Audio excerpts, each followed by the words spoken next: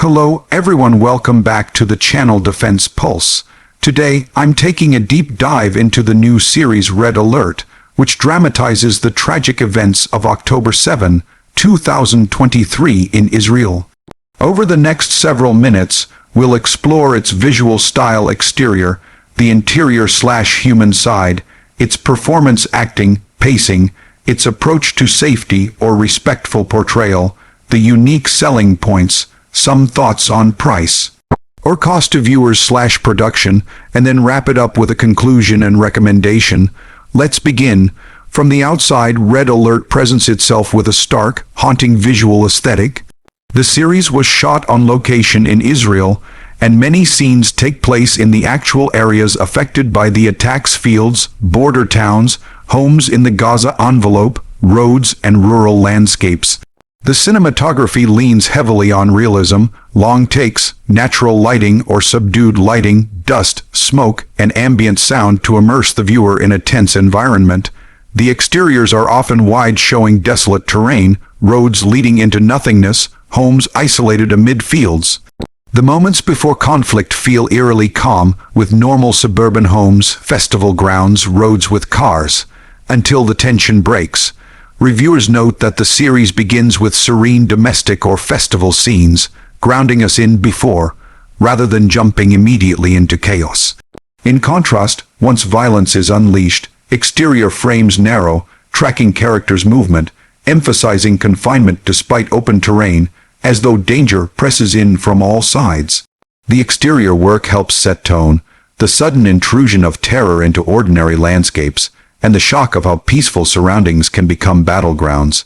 Now shifting to the interior, or the human side, or the inside, moments of the show. These are shorter but powerful, quiet shots in safe rooms, whispered conversations between family members, the terrified faces of children, the choices made in those cramped, darkened spaces. We see families huddled, trying to stay quiet. A father sitting outside a damaged safe room door with a handgun, trying to protect loved ones.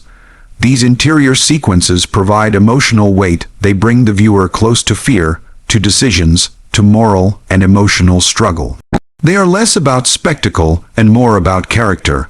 When it comes to performance, Red Alert is anchored by strong acting and emotional authenticity.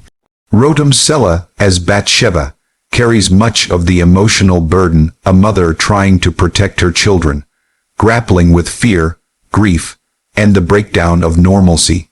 Hisham Suleiman Ayub gives a heartbreaking portrayal of a man whose wife is killed, who must flee with their child amid chaos and danger.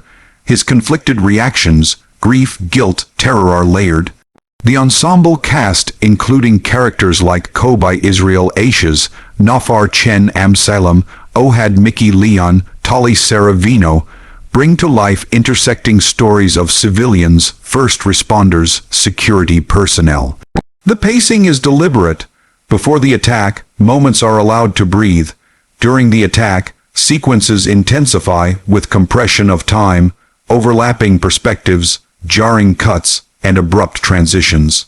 Some critics say the series doesn't escape its politically fraught context, but praise its visceral realism.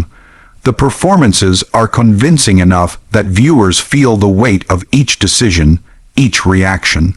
On the question of safety features here, of course, this is not a vehicle or appliance, but how the show handles sensitive material, depiction of violence, and respect for survivors. Red Alert chooses to restrain graphic gore. The violence is implied or framed in ways that convey horror without excessive on-screen brutality. Documentary footage from October 7 is used selectively, and the transition between real footage and reenactment is handled cautiously, so as not to jolt the viewer too sharply out of immersion. Survivor testimonies and consultants reportedly guided the production to maintain factual integrity, to avoid sensationalism, to treat trauma with dignity. In that sense, these safety features are narrative and ethical choices, restraint, respect, balance, giving voice to victims rather than spectacle. That said, for some audiences, the mere subject matter is traumatic. Viewer discretion is warranted. What are the unique selling points of Red Alert? Several. First, this is one of the first high-profile dramatic retellings of the October 7 attacks, timed to its second anniversary. It carries emotional urgency and cultural relevance. Second, the production ties itself closely to survivor accounts. Actors met the people whose stories are being dramatized, scripts reviewed by those people, and filming occurred in some of the real areas affected. Third, the series opts for human stories over political framing. It focuses on loss, survival, moral choice, empathy, rather than overt ideological messaging.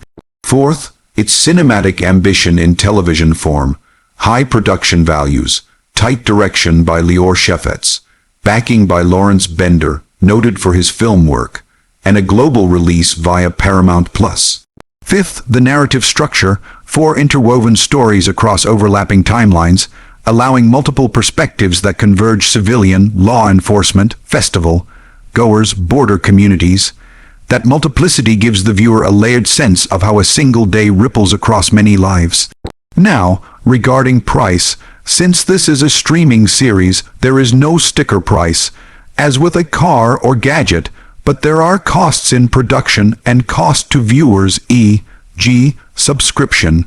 The production was reportedly fast-tracked, working under tight deadlines to meet the October 7 anniversary launch, which implies a high cost in urgency, scheduling, logistics, and post-production. Paramount Plus acquired it, and international distribution means marketing, localization, subtitle/translation, licensing, further costs.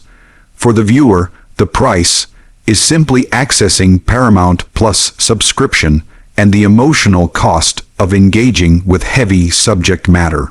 In that sense, it's a high investment watch emotionally, morally, and cognitively. But for audiences interested in real-life conflict, human stories in crises, or high-quality dramatic recreation, it may offer strong return on that investment. Finally, the conclusion: Red Alert is a bold, emotionally intense dramatization of a tragic event. It doesn't shy away from pain, but it also refuses to lean into exploitation. Its restraint in violence, its grounded performances, its sensitive approach to survivors, and its cinematic craftsmanship give it power.